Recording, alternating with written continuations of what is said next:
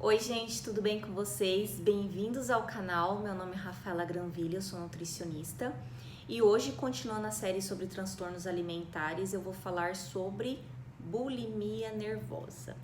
Mas antes de eu começar a entrar nas características da bulimia, eu vou explicar um pouco para vocês algumas curiosidades.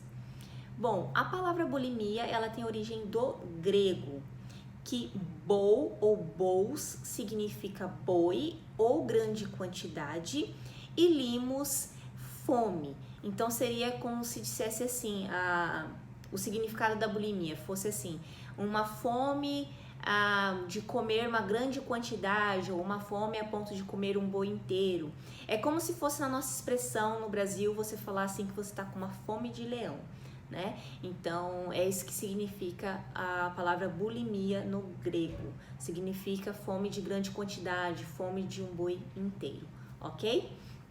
Bom, a bulimia ela foi descrita pela primeira vez em 1743 e nos relatos dos pacientes que tinham esse transtorno, era relatado que o paciente ele tinha uma perda de controle alimentar, ele comia muitos alimentos, depois era seguido de desmaios e eles usavam os métodos, um método compensatório que seria o vômito. E quando você escuta falar da bulimia, é muito comum você associar com o vômito. E eu vou explicar para vocês que não é necessariamente só o vômito, tá? Existem outras características que as pessoas que têm esse transtorno, elas podem fazer para compensar a caloria extra que ela consumiu, ok? Então vamos entender. Bom, a bulimia então, qual que é a característica dela? O paciente, ele come uma grande quantidade de alimentos, né? Ele tem uma compulsão alimentar e ele vai ter uma perda de controle naquele momento de compulsão. Então, ele vai comer muitos num curto espaço de tempo.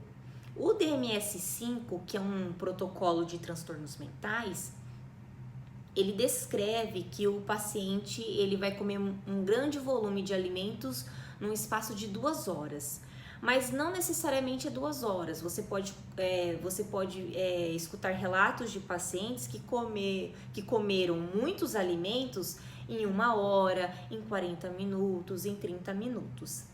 Então, o que seria essa grande quantidade de alimentos, né? É algo, gente, anormal. É algo que até uma pessoa que é comilona, que a gente fala, fulano é guloso, não comeria tudo aquilo.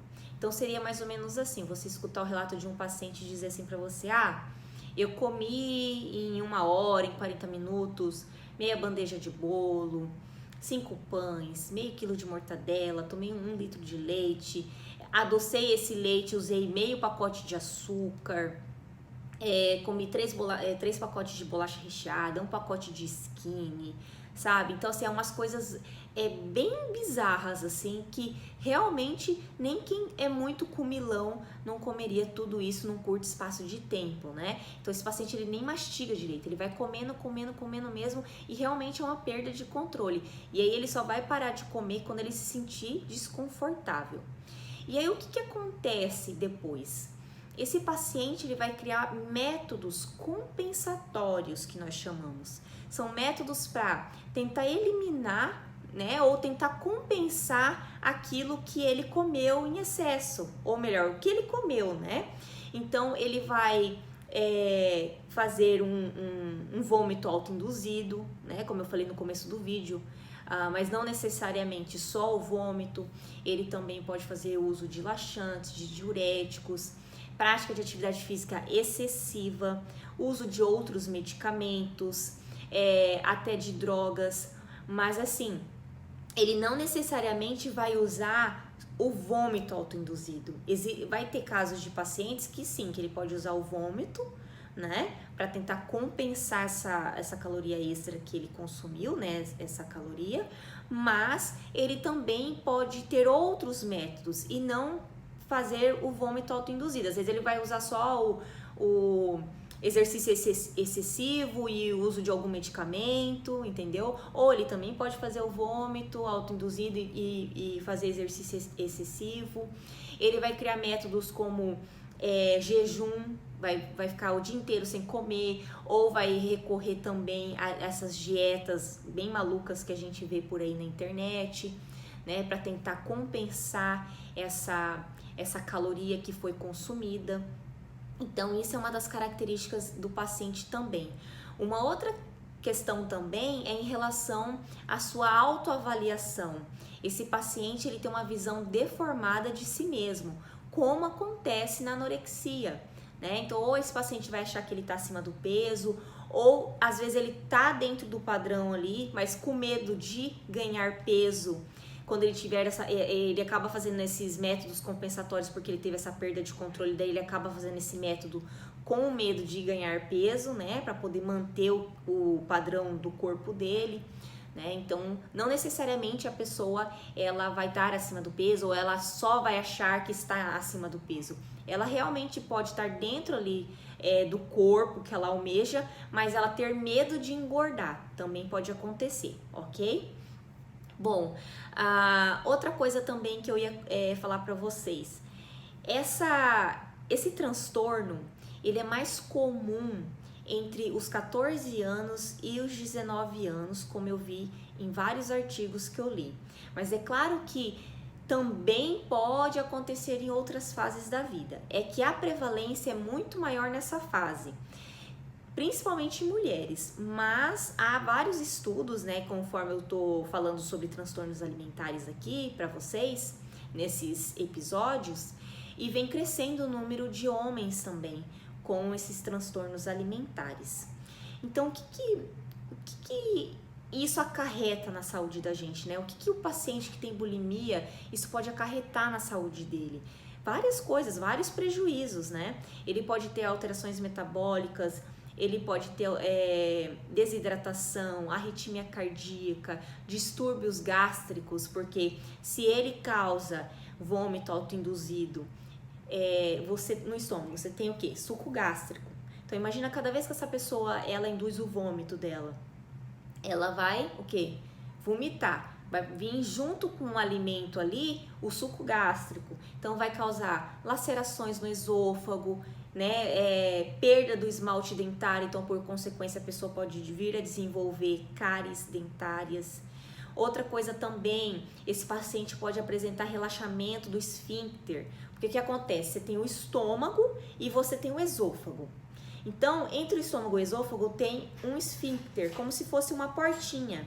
Então, ele vai controlar para não deixar esse suco gástrico subir até o esôfago. Então, se esse paciente ele fica o tempo todo causando um vômito autoinduzido, ele vai acabar causando um relaxamento desse esfíncter, ok? Bom, e o que mais que eu queria compartilhar com vocês também, que eu li bastante, foi em relação a um artigo que eles fizeram um comparativo de pacientes, de estudantes, tanto de escolas públicas e privadas, e eles observaram o quê? Que é mais comum esse tipo de transtorno em escolas privadas do que em escolas públicas. E uma outra característica é que quando eles fizeram as entrevistas com os estudantes, houve vários relatos desses estudantes que eles apresentavam, eles confessaram que tinha muitas vezes essa perda de controle alimentar. Alguns não faziam nenhum método compensatório, mas ficavam tristes por ter essa perda de controle. E outros estudantes confessaram que eles muitas vezes criavam métodos compensatórios, como dieta, fazer uso de laxante, ou jejum, ou atividade física excessiva.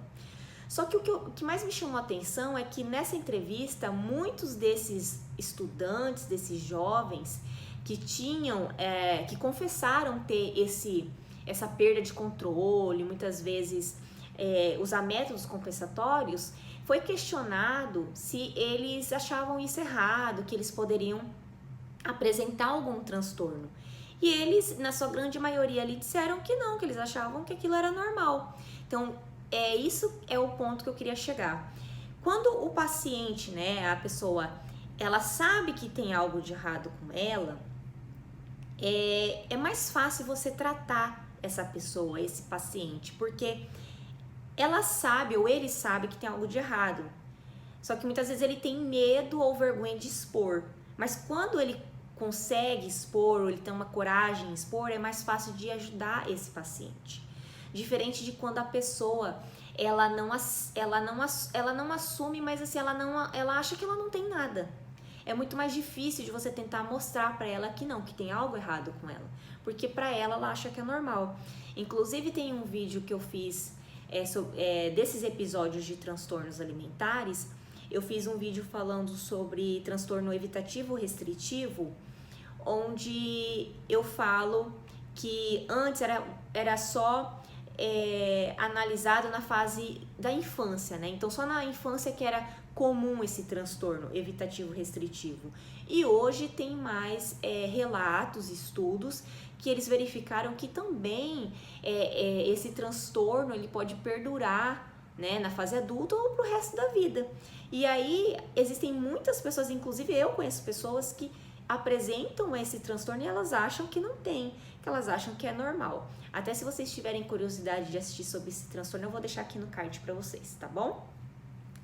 Bom, e uma outra coisa também que pode estar associado na bulimia é outros fatores psiquiátricos, tá, gente? A pessoa ela pode apresentar associada a esse transtorno alimentar, né, da bulimia, a ansiedade, depressão, transtornos de personalidade como o transtorno de borderline, tá? Podem estar associados. Uma outra coisa também que eu li que é comum acontecer nesses pacientes que têm bulimia é automutilação, não a ponto de chegar a ser um suicídio ou querer cometer um suicídio, mas de se automutilar mesmo, de se cortar também. Uma outra coisa também, isso também para os profissionais, alertar os profissionais da área da saúde, pacientes que têm esse transtorno alimentar de bulimia e tem diabetes mellitus tipo 1, eles podem, esses pacientes, fazer o uso incorreto da insulina para perder peso. Eu não vou explicar aqui como, porque vai que alguém que está assistindo aqui acaba querendo fazer esse método, tá? Só que isso é uma coisa muito séria e que isso pode causar um dano e isso pode causar até um risco de vida do paciente, tá? Então isso é muito sério. Então você que é profissional e tem um paciente que é diabético e você tá vendo que ele tá perdendo muito peso, dá uma investigada, pergunta se ele tá usando corretamente a insulina, como que é a alimentação dele, porque também ele pode muitas vezes estar fazendo esse método porque ele viu que tá perdendo peso não usando corretamente a insulina, ok? Bom, métodos de tratamento, né?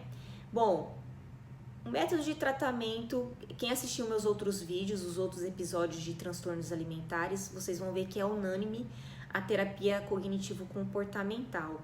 Então, ela é muito utilizada para vários transtornos alimentares e, no caso da bulimia, também. Um outro tratamento também que eu verifiquei, mas eu não sei se é esse nome no Brasil, tá, gente? Então, se vocês souberem, se vocês são da área de psicologia, estudante ou são formados e estão assistindo esse vídeo, escreve aqui para mim nos comentários. Tem uma terapia que eu vi, porque eu vi num artigo em inglês, que chama terapia multifamiliar, que eles falam que o tratamento é tanto individual com o paciente quanto em grupo. E também participa outros profissionais da área da saúde, como nutricionistas, médicos, enfermeiros. Então, eu provavelmente deve ter no Brasil, mas eu não sei se aqui no Brasil é este nome. Então, se vocês souberem, só confirma para mim aí nos comentários, por favor, ok? Bom, gente, então era isso que eu queria hoje falar para vocês sobre esse transtorno. Pra gente tentar entender por que isso acontece, né? Porque tantas pessoas estão apresentando esses transtornos alimentares, a gente tem que entender que isso pode ter a ver com um fator genético, porque às vezes há um histórico familiar, né, de casos de algum transtorno alimentar, ou às vezes uma própria cobrança na família dessa questão do corpo, ou até o ambiente que a gente vive, a sociedade que a gente vive, né, esse culto do corpo magro ou do corpo sarado, né, que dá a entender que você sendo magro ou você sendo super sarado, você é mais feliz, você tem sucesso profissional, que você é mais bem resolvido, que você não tem problemas emocionais. Então isso não tem nada a ver, tá, gente?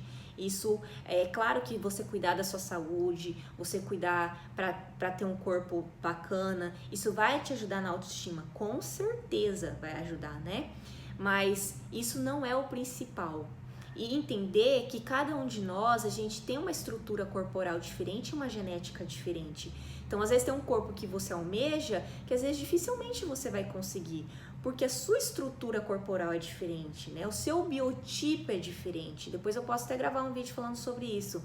Então, às vezes você vai ficar correndo como se fosse correr atrás do vento, porque você vai correr atrás de uma coisa que não tem como ser daquele jeito. É que nem eu sou magra, mas não tem como eu ser que nem, sei lá, a Graciane Barbosa, que é toda malhadona, né?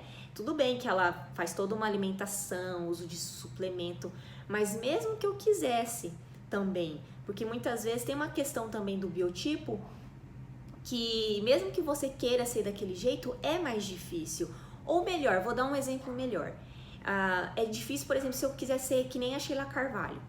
Fica até mais fácil de dar o exemplo, né? As pernas grossas, bundão. Por quê? Porque o meu corpo é diferente. Eu sou longilínea, minhas pernas são mais longas, são compridas.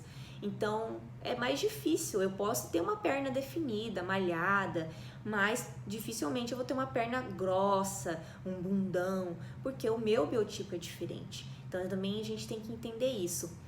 E pensar que as pessoas vão gostar da gente do jeito que a gente é. É claro que a gente pode melhorar sempre, mas lembrar que não é o fato de você se enquadrar dentro do que a sociedade exige da beleza que as coisas vão ser mais fáceis para vocês, que isso não tem nada a ver, isso também tem a ver com a gente, ok? Bom, galera, era isso que eu queria compartilhar com vocês hoje. Eu espero que vocês tenham entendido sobre bulimia. Se vocês tiverem dúvidas, deixe aqui nos comentários. E se você é novo aqui, seja muito bem-vindo. Obrigado por assistir o vídeo até aqui. E se inscreva no canal, ative as notificações para quando sair vídeo novo você receber. E curte também, que você ajuda bastante o vídeo. E se vocês conhecerem alguém que possa ter esse transtorno, que vocês desconfiem que tem esse transtorno, manda para essa pessoa. Se vocês quiserem saber sobre outros transtornos alimentares, eu tenho outros vídeos que eu gravei também. O próximo vídeo vai ser sobre anorexia, tá bom? E é isso, galera. Me siga nas redes sociais, ou no Instagram, ou no TikTok, @RafaelaGranville, Granville com 2 L's, .nutri, tá bom? E é isso aí, galera. Um beijo pra vocês e até o próximo vídeo.